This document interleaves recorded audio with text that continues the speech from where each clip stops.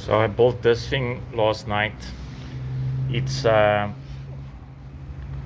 also for a little fishing boat, remote control fishing boat.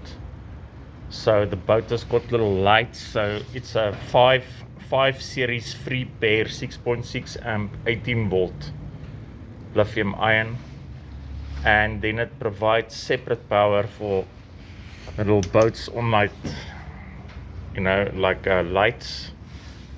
And that one, so this is like butchering it.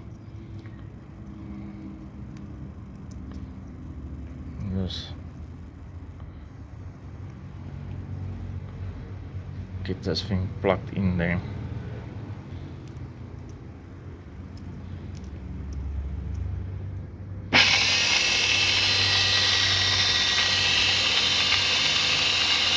That's spinning.